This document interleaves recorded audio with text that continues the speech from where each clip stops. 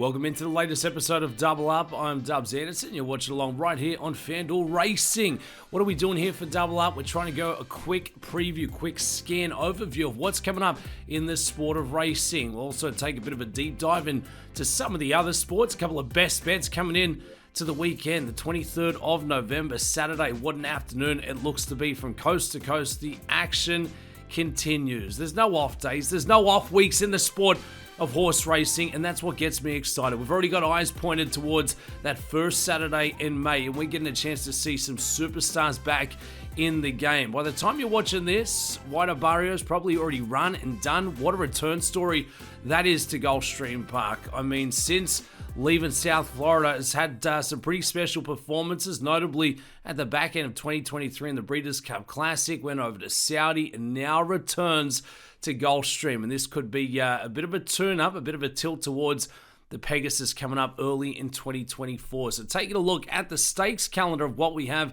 coming into a new weekend of racing and wagering. We've got stakes action out there at the Big A. Aqueduct's got a couple that they're turning on. We'll get out to Churchill Downs. We've got the FanDuel TV team live on site, and it looks to be a fantastic Saturday afternoon of betting. A couple of races that we'll take a look at. The Grade 3 Chilukki and the Commonwealth Turf. That certainly looks to be one of the more competitive editions coming up for the weekend. We'll get down to the Seaside Oval. We've got the Native Diver. Is it all about Bob Baffert? Will it be that early speed that rules the game? I've got a couple of thoughts on that one. And welcome back to the party here, Fairgrounds. Back out to the Big Easy. NOLA returns. And what an afternoon it looks to be out there to kick things into gear. Some great stakes action on Sunday to match as well. The red carpet down at the Seaside Oval and the $7 million Japan Cup.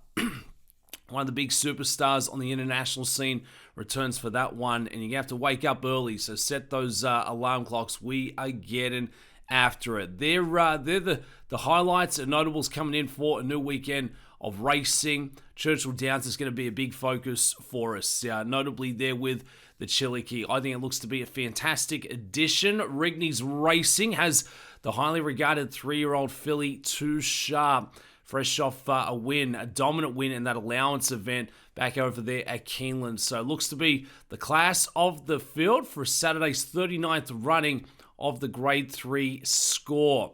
We'll also get to see the Commonwealth Turf. That looks to be a fantastic race. The 3-year-olds go on the distance of a mile and a 16th. Hershey had 2 wins and a second heading in to the Bryant Station, where that third place finish was better than 3 others from that race coming back in for the Commonwealth here on Saturday afternoon. So they're the 2 that I'll be looking at from Churchill Downs.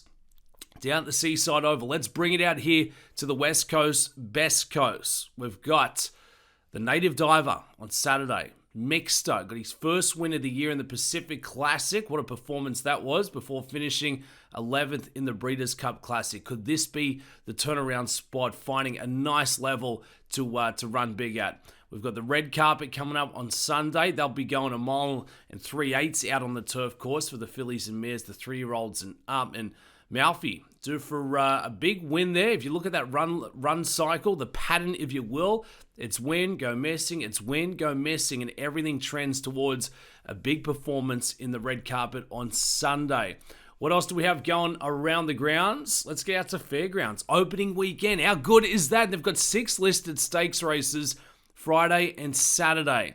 So great to have a bit of racing returning to New Orleans, and we get to see some really classy looking types out there. It's not going to be easy on the wagering side of things, trying to decipher that magic puzzle, but I do think we could see a couple of big prices coming through out there. So do note that Fairgrounds opening weekend is back in big fashion, baby. 6 listed stakes races between Friday and Saturday. Things you love to see. For you international players, Dubsy's international. If you like jumping up early or maybe playing late at night, it looks to be a fantastic weekend ahead from Japan. We've got the Japan Cup early on Sunday. You can watch that one on FanDuel TV. $7 million prize purse up for grabs. Auguste Roldan returns, and I tell you what, going through the paces at Tokyo Racecourse look fantastic on Wednesday. One of the, one of the best that we've seen. And for Aidan O'Brien, he's liking what he's seeing out there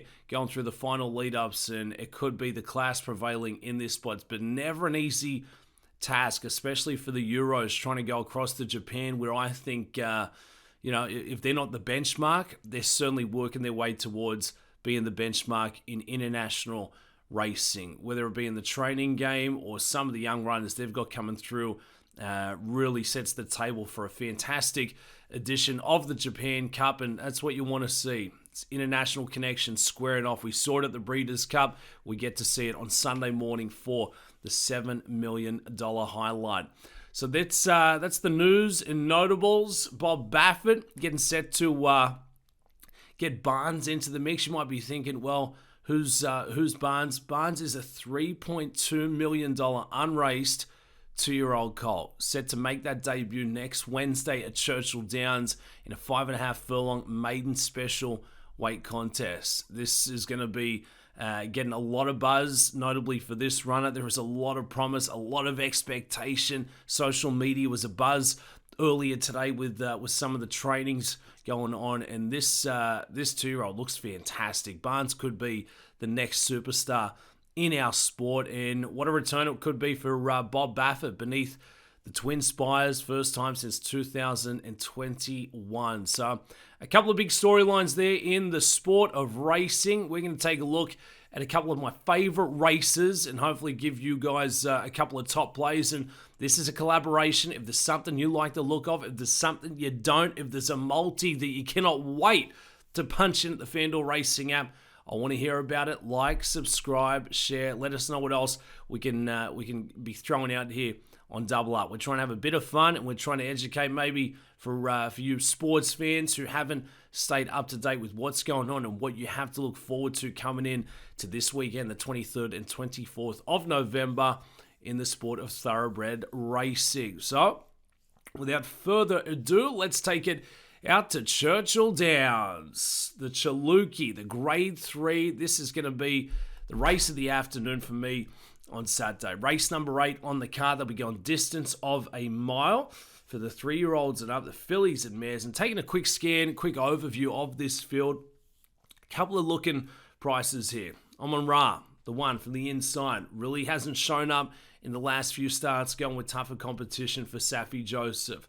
Pagali, the 2, sitting at 9-2 on the morning line. The 4-year-old filly for Thomas Drury and the team. 2 wins in the last 3 starts. Stepped it up to Grade 2 competition last out and just looked a little underdone. Really couldn't handle that trip of a mile and a 16th, but returns with a bit more fitness, and the morning works have been very impressive. Tax, the 3, sitting at 4-1 on the morning line. Brian Hernandez, what a season he has put together in the irons. This is going to be my top selection. If you look at the morning works, the training's the most consistent of the bunch leading back into this race. That is the number 3 in Taxed, and should appreciate the slight cutback to the distance of a mile. Too Sharp, the 4, too fast for the rest of these competitors with a very good chance of being so.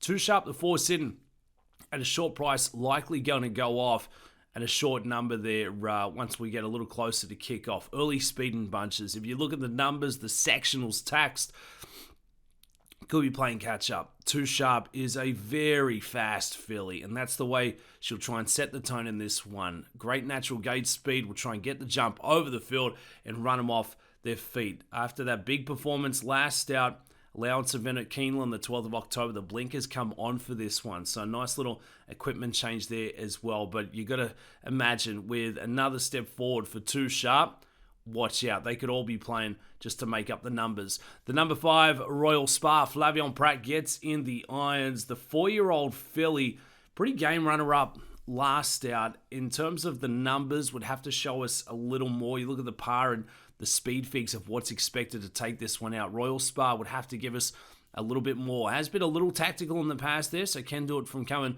off the pace, but can also sit close up to those front markers. Positano Sunset, 6 starts for the season, 3 runner-ups, still looking to get back in to the winner's circle. We've seen glimpses of brilliance, glimpses of this 4-year-old actually becoming a superstar, but just failing to take that next step. There's just too much hanging around, too much Mr. Nice Guy for this 4-year-old filly in Positano Sunset the 6. So it's a leave off for me. The 7, 5-year-old mare, winner 2 back, was a bounce last out, was beaten out there on the turf course. Makes a lot of changes coming into this one. It gets the stretch out to the mile. Really hasn't fared so well. Going a tougher test of stamina and fitness. And the 8 Fancy from out wide for trainer Brendan Walsh and Tyler Gaffalione. 2 wins in the last 3 starts. It was an optional claimer last out over at Keeneland on the 11th. Looks to be an impressive type. Can also go forward early. And for this one, getting that outside jumping starting position, I don't think we're going to get that lead. So when you've got a runner like Too Sharp with so much early speed and a clear edge over the rest of these competitors, a runner like Fancy from out wide, Gaffalione's going to have to figure out a very well-timed trip.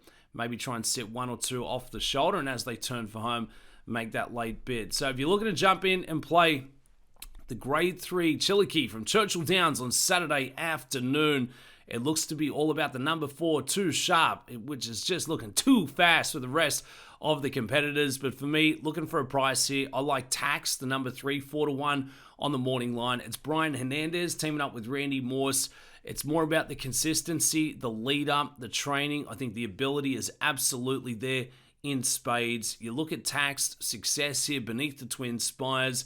The run for 2024 has faced some really tough foes. You look at some of the races the Tax has exited, pretty impressive. So I think there's certainly a bit of class here, and I think we're going against the favourite next door. So give me the number 3 Taxed up on top to get the score in the Grade 3 Chilukki on Saturday from Churchill Downs. With that, let's bring it out to the West Coast, Best Coast, down to the Seaside Oval we go. And it's going to be race number 8. Race number 8, the Native Diver, going to be the marquee event for me. Goes off at 7 p.m.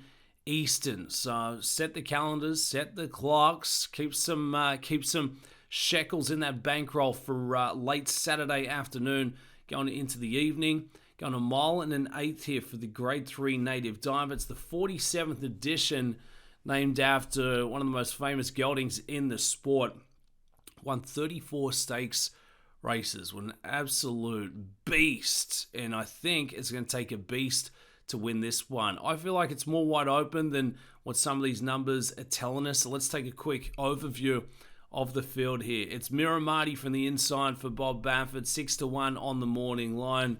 Named after one of the best figures in the game. One of the best voices, that's for sure. Was a nice win last out. Finally got that stretch out to the routed ground, and that's what worked out for Miramati. So this 3-year-old was telling us I needed that all along, and finally got that first win in the 9th career start.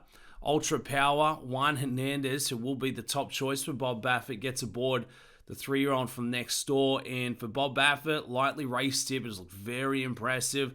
Has gone forward in a couple of races, can also close them out late. So if you're looking to split the two, read into it what you will. Ultra Power will go off as the shortest price, 2-1 morning line. If one's got the pilot, that should tell us enough, but I just cannot entertain that number. I still think Miramati could throw a bit of a spanner in the works there out of the 2 Baffert runners. Maybe we go for the 1-2 punch. Skinner from post position 3 for John Sheris, back-to-back runner-ups. Was a runner-up in this very race, the Native Diver, last season. Only had 1 start since then. Had that final tune-up back in early November, going the 6.5 furlongs. Looked pretty impressive. Now gets back to the preferred distance. Watch out for Skinner, who could be sneaking under the radar. Salesman gets one of the most underrated pilots in the game, Kazushi Kimura. I'll say it again, one of the most underrated jockeys in this game is Kazushi Kimura, and Kimura gets aboard the 4 Salesman. Going to try and figure out a nice pressing trip. Is going to want to stay on the pace, and I think a really good shot of doing so for trainer Richard Mandela. You've got Tarantino for Peter Erden. Fantastic looking type here. Back-to-back wins, second off the layoff. There's a bit more fitness to give here. So this 6-year-old gelding always seems to be showing up and contending, and could be one of the plays underneath there. If you're looking to build a couple of exotics, multis, I think Tarantino is going to be right there as they charge for a home. Second, third, fourth, if you're looking to build a couple of supers tries, I think that would certainly be a runner. Can we win it? I don't know. I think that'd be a massive ask. And Mixto, Pacific Classic champion, returns to where we had that storied moment of the career. Mixto gets star young hoop Antonio Fraser. I feel like I can still say Fraser's a star young pilot for Dougie O'Neill. When the Breeders' Cup Classic last out, didn't have it. I mean, that was one of the toughest fields we're going to see all season long. This is a much better spot for Mixto, and we've always seen when Mixto gets a nice little outside draw, things are certainly more of a chance of falling in line. So I think Mixto could get a very nice trip drawing from out wide.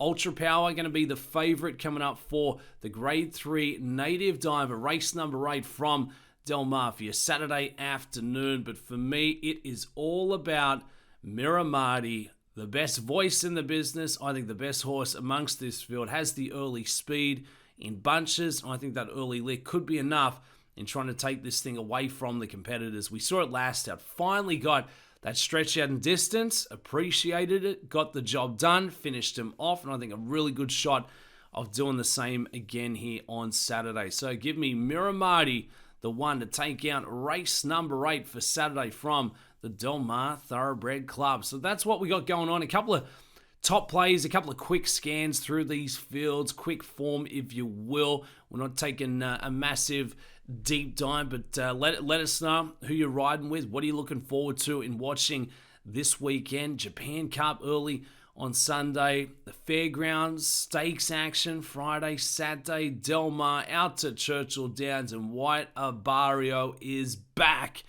White Abarrio is back, sitting at 1 to 5 on the morning line. What could go wrong? What could go wrong when you book a favorite that short? Unbelievable scenes. If you're looking to jump in and play Week 12 in the National Football League, we'll dish out a couple of football bets here as we go. A couple of my favorite matchups of the week. Love the Lions laying a touchdown. They're taking on the Indianapolis Colts. If you've missed it, the Lions, they're the best team in football right now. We've got the Bucks and the Giants squaring off. Tommy DeVito back for the Giants. I can't touch it. That total's a low one. I think we fly over 41.5 points. Bucks, Giants, give us the overs. The Chiefs taking on the Panthers. This one's going to be a disaster if I've ever seen it. But something tells me this is a fishy line. I think the Panthers could surprisingly keep it close enough to cover that number at home, grabbing 10.5. So you've got the touchdown, you've got a field goal. I think they could be ready to put up some points, but it's not going to be an impressive game. I just think they'll cover. Good teams win, great teams cover. 49ers taking on the Packers. Question marks for both of these sides. They've got to make their run right now if they're looking to do something for the playoffs. And the Eagles-Rams Sunday night. The Rams grabbing 3 at home. That's going to make them a very tough out. If you're looking to see where we are coming into Week 12, Chiefs are sitting up top of the AFC. They finally dropped that game last week. You've got the Bills and the Steelers contending. The Steelers lost that one on Thursday night. That was a bad beat, but it was in the snow. Always tough scenes. And for the NFC, it's the Detroit Lions as the team to go and catch. They have been looking fantastic. So that's a quick snapshot of what's going on for Double Up coming into a new weekend of sports, racing, and wagering. Let me know, what are you playing? What game, what player, what race, what horse, and what's your favorite ticket? Double Up. I'm Dubs Anderson. You've been watching along right here on FanDuel Racing. Let's have one.